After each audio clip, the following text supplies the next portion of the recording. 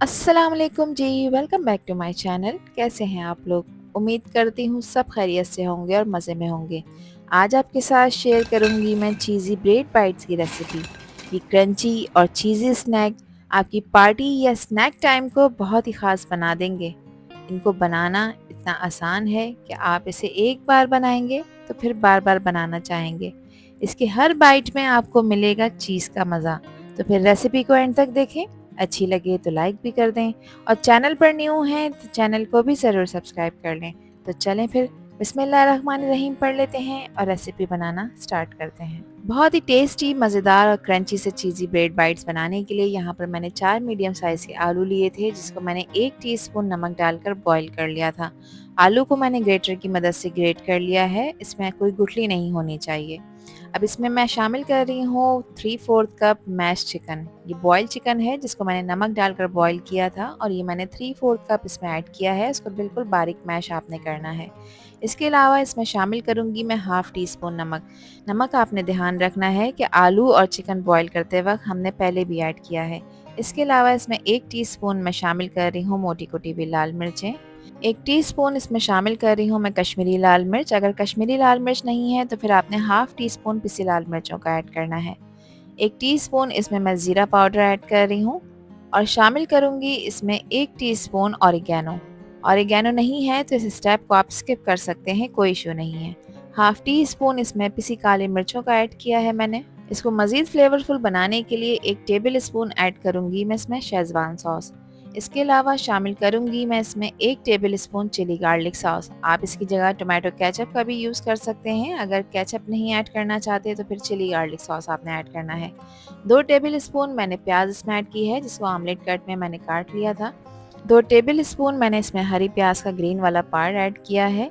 आप अपनी पसंद की सब्जियां इसमें ऐड कर सकते हैं और इसमें इस्तेमाल किया है मैंने शिमला मिर्च का। ये रेड वाली शिमला मिर्च है, आप ग्रीन का भी इस्तेमाल कर सकते हैं। 2 टेबल स्पून मैंने ऐड किया है और इसमें हाफ कप मैं ऐड कर रही हूँ अच्छी खुशबू और जायके के लिए बारीक कटा हुआ हरा धनिया।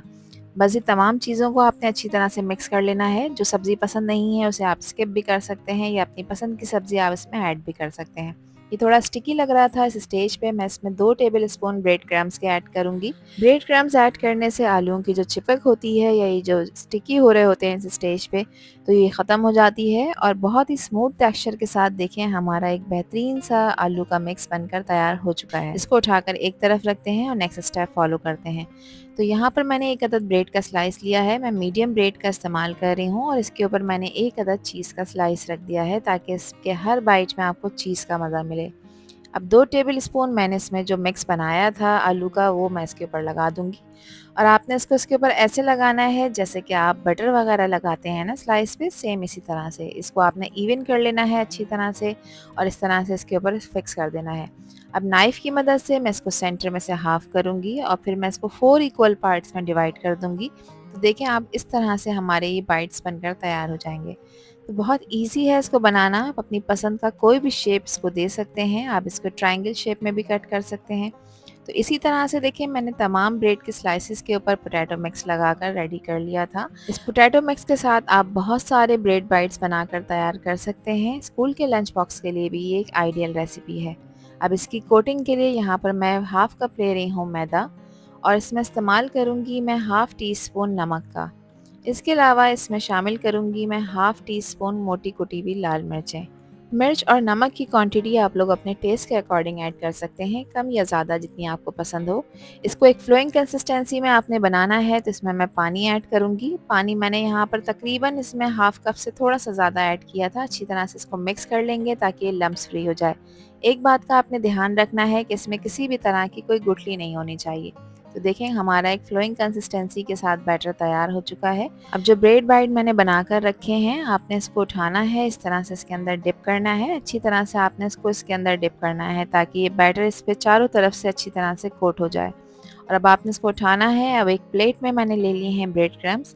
आपने इस ब्रेड बाइट को इस ब्रेड क्रम्ब के ऊपर कोट करना है। अच्छी तरह से आपने इसकी कोटिंग करनी है ताकि ब्रेड क्रम्स इसके सब तरफ अच्छी तरह लग जाएं और फ्राई करते वक्त आपको किसी भी तरह की कोई प्रॉब्लम पेश ना आए। तो इसी तरह से तमाम पीसेस को मैंने तैयार कर लिया था। अब जो स्टेप आपके साथ शेयर कर रही हूँ ये आपने थोड़ा सा ध्यान से देखना है। यहाँ पर देखिए तेल को मैंने गर्म होने रख दिया था और तेल इस वक्त बहुत तेज़ गर्म है। तो तेज़ गर्म ऑयल में आपने इन्हें 3 से 4 मिनट तक फ्राई करना है। चूल्हे का फ्लेम आपने हाई ही रखना है, लो या मीडियम फ्लेम पे आपने ऐसे फ्राई नहीं करना।